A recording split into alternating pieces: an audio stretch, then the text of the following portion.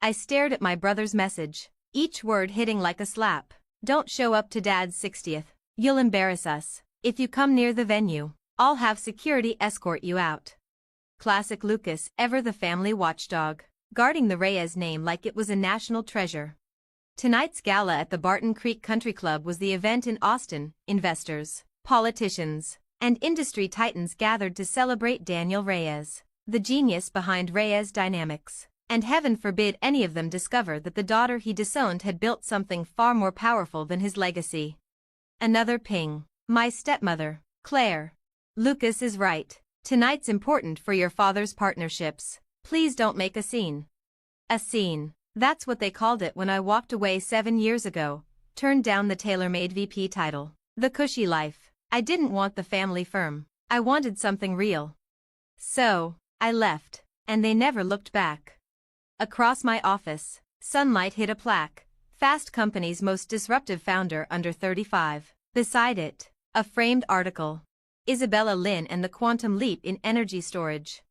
They didn't know Isabella Lynn was me. I took my mother's name after college, quietly working in labs while they dismissed me as the black sheep. I built the quantum cell tech their company was now scrambling to license just to stay relevant. My phone buzzed. David Kim, my COO. All set. Summit Capital makes the announcement at 8. You sure you want to be there in person? I looked at the thick, cream-colored invitation on my desk. A celebration of Daniel Reyes, visionary, builder, father. Yes, I typed. It's time. David replied with a grin. Funny, Olivia Summit said your dad's been begging for a meeting with the Lintic CEO for months. Guess he never expected her to be you. Of course not. Reyes Dynamics was drowning, and I was the life raft. I slipped into a sleek black dress, elegant, understated, around my neck. The silver moon pendant Mom gave me, the only family heirloom that mattered. Follow your heart, ISA, she whispered once, pressing it into my hand. Even if it leads you away from everything else.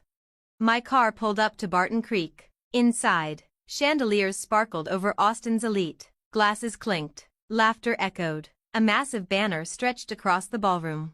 Happy 60th, Daniel Reyes. Rachel, Lucas's wife, hovered at check-in, clipboard in hand. She stiffened the moment she saw me. Isabella, she said, clearly rattled. You can't just, Lucas said. Good evening, Mrs. Reyes. My voice was calm. I believe you'll find I'm on the list. James Summit's team called ahead. She fumbled with her tablet. Scanned the guest list. You're here, Mr. Summit did request, how did you? But I was already past her. Same marble floors, same curated laughter, same hollow smiles. I'd walked away from this world once. Nothing had changed. Claire sparkled at the bar, showing off a new diamond cuff. Madison giggled beside a hedge fund baby-faced date. Lucas spotted me and froze. Then came the storm. What the hell are you doing here? He hissed, storming over. Security's on the way. You have 60 seconds to disappear. Lovely party, I said coolly, though you may want to hold that thought. I glanced at my watch. Mr. Summit will be here in 30 seconds. He asked for me to join him for the announcement. His brow furrowed. Why would James Summit want? The room shifted. A hush rippled across the crowd. Right on cue, conversations faltered. Heads turned. A hush swept the room like a wave. James Summit had arrived. At 65, the man didn't need to raise his voice or make an entrance. His presence alone reshaped the energy in the room. Summit Capital wasn't just a firm, it was a legend. And tonight, everyone knew he was about to unveil a game-changing alliance. My father practically rushed forward, hand outstretched like a hopeful contender. James. Delighted you could join us. Let's step inside, Anne. But Summit's eyes were scanning the crowd. And then they landed on me. Ah. There she is. The silence that followed was absolute. Without acknowledging my father, James strode directly toward me. Or should I say, Ms. Reyes, he said with a warm, steady smile. An honor to finally meet in person. You could have heard a champagne bubble burst. Claire's glass dipped. Madison blinked. Lucas looked like he'd bitten glass. And my father turned a shade paler than the linens on the tables. Lucas opened his mouth, but no words came. The thread of security evaporated. I don't understand, my father said, blinking at Summit like the world had gone sideways. You know Isabella? James chuckled softly, with the ease of a man who knew exactly where the power now lay. Know her? Daniel, your daughter is one of the most respected innovators in energy today. He let the words sink in. Then, to the room. Though judging by the looks on your faces, I take it none of you realized Isabella Lynn is Isabella Reyes. The illusion shattered, quite literally, as Claire dropped her flute. It exploded on the marble with a sharp crack, but no one flinched. That's not possible, Lucas said, stumbling forward. She hasn't done anything. She's been off the radar since she left. I took a calm step forward. I've been building Lintic systems, I said evenly. That nothing is currently valued at $4.2 billion. My father gripped the back of a chair, steadying himself. Lintic, that's the company with the quantum cell breakthrough. The one we've been trying to. Yes, I said. The tech that could keep Reyes Dynamics from going under. James raised an eyebrow, smiling lightly. And now that we've cleared the air, shall we proceed with the announcement? Wait. My father held up a trembling hand. What announcement? I turned to face the crowd, voice clear and measured. Summit Capital and Lintic Systems are entering a strategic partnership, I said. Together, we've acquired a controlling interest in Reyes Dynamics. Gasps rippled like aftershocks. A dozen whispered conversations bloomed at once. Lucas went crimson. You can't do this. This is our company. Actually, James interjected smoothly, we can. And we have. He addressed the room with practiced gravitas. Lintic's technology is years ahead of anything else on the market. Every major player wants in.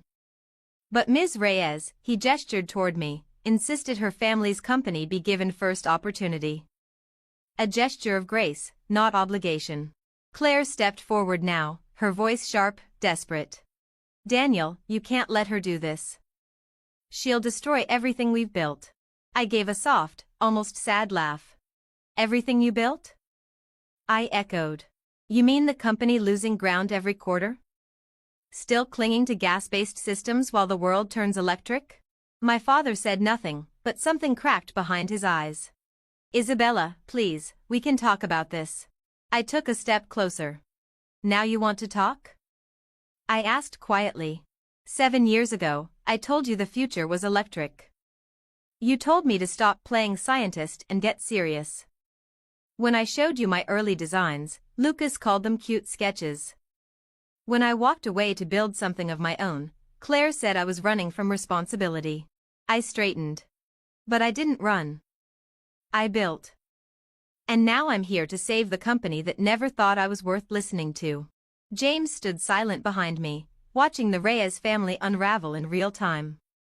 The mix of pride, regret, and disbelief wasn't lost on him. The time for talking was 7 years ago, I said, looking straight at my father. Now it's about survival. You need Lintic. I'm offering a lifeline. The only question is, can you accept that the daughter you dismissed is now your best shot? For a moment, no one moved. The weight of history filled every inch of air. Then, from behind Claire, Madison's voice rang out small, uncertain. But, all those times we invited you to dinner and birthdays, and you said you were busy. I turned to her. My voice softened, but it didn't falter. I was busy, I said. Building the future. One that no one at this table believed I was capable of. I was busy, I said simply. Building a company demands time and sacrifice. But no one ever paused to ask what I was building. You all assumed I was failing, too quick to doubt that maybe, just maybe, I was succeeding. James slid a sleek folder across the table with a calm certainty. The paperwork is ready, Daniel, he said. Lintic Systems will take a 60% controlling stake in Reyes Dynamics. My voice stayed steady, unwavering. I'll be stepping in as CEO, and we'll begin rolling out our electric vehicle plans across every division. Production starts in 6 months. My father looked stunned, almost lost. And if I refuse? He asked quietly. I didn't hesitate. Then Summit and I will offer our technology to your rivals, and they won't hesitate to take it. Lucas grabbed Dad's arm. Dad, you can't be serious. Silence, Lucas. Daniel Reyes's voice sliced through the tension, sharp and commanding. Everyone froze. Then Dad turned to me, really looked at me, maybe for the first time in years. The battery tech, is it really yours? His voice softened. I nodded and pulled up Lintex's internal system on my phone. Patent filings, prototypes, registered IPs, every design, every energy system, every cooling mechanism illuminated the screen. I locked eyes with him. While you pitted me for leaving, I was quietly transforming the industry from the ground up. His hands trembled as he took the phone. His expression shifted, confusion gave way to awe. Then something heavier. The weight of truth hit him hard. Tears welled in his eyes. Save it, I said gently but firmly. We'll talk about the past later. Right now, I want to know, are you ready to listen to your so-called embarrassment of a daughter? James Summit stepped forward, pen in hand. The room held its breath. Even the string quartet stilled, their bows frozen. My father signed the contract. Behind him, Claire gasped sharply. Lucas clenched his fists in fury, then stormed out, dragging Rachel along. Madison stared at me as if seeing me for the first time. Ladies and gentlemen, Summit announced, voice echoing through the stunned room. Please welcome the new CEO of Reyes Lintic Industries, MS, Isabella Reyes. Applause trickled in, hesitant at first, then swelling. Beside me, my father stood in silent shock. Claire's composed mask was cracking. But I didn't look at her. Instead, I touched the silver crescent moon resting at my collarbone, my mother's. She had told me to follow my heart, and I had, right to this moment, not as the obedient daughter they wished for, but as the woman they never saw coming. Later, as the party faded into soft music and clinking glasses, I stood alone on the terrace, watching the Texas hills darken into night. My father approached slowly, footsteps cautious. That night you laughed, he said quietly, stopping a few feet away. You tried to show me your designs. I wouldn't even look. I didn't turn away. No, he admitted. You did. I just refused to see. There was a long silence. I was wrong about everything. When I finally faced him, I no longer saw the titan who had dismissed me, just a man finally confronting his own reflection. Can you forgive me? He asked. I touched the silver crescent at my neck, the symbol of every choice I'd made, every mile I'd walked alone. It depends, Dad, I said softly. Are you ready to learn from your daughter? He met my gaze and nodded. Teach me. Sometimes the best revenge isn't proving others wrong, it's proving yourself right. And sometimes, it comes with a second chance to rebuild what was broken, on your own terms. The next morning, I stepped into what was once Reyes Dynamics. Above the entrance, a new logo gleamed, Reyes Lintic Industries. Walking down the main hall, I passed the old slogan, still etched in steel, driving tomorrow's future. By next week, it would be replaced with something truer. Innovation runs in the family. Lucas's nameplate was gone. Claire's pretentious art disappeared. The space felt lighter, as if the weight of years had finally lifted. In my new office, once Dad's, sunlight spilled across the desk. There lay a neatly wrapped package. Inside, cushioned in soft tissue paper, was an old engineering textbook, my mother's. A sticky note marked a page near the back, her handwriting, familiar and warm after all these years, for Isabella, who will change the world her own way. And I had. Not with their permission, not with their praise, but with vision, grit, and the quiet fire of a daughter who refused to be small. Just not in the way anyone expected. If you've read this far, thank you. Thank you for hearing the parts one couldn't say aloud for years. I was called a disappointment, ignored in boardrooms, laughed at family dinners. But I didn't let that define me. I kept building, learning, pushing when no one believed. If you've ever been dismissed by the people who should have supported you most, I hope this reminds you. You don't need permission to become who you're meant to be. You only need vision, conviction, and courage to take the next step. Now, I want to hear from you. What did this story stir in you? Have you ever been in a room where no one saw your worth until it was too late? Leave a comment. I'll read every one. Your words matter. Your voice matters. If you've walked this path alone, maybe we're not so alone after all. Here's my advice. Don't wait for recognition. Build anyway. Grow anyway. The applause may come years later, or not at all. But the legacy you create? That's yours forever. Support those daring to do things differently. If you see someone like me, quietly working, overlooked, take a second look. They might just be changing the world.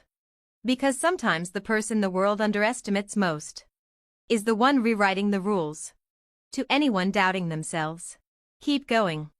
You are not too late. You are not too much. You are absolutely not invisible. You're just getting started.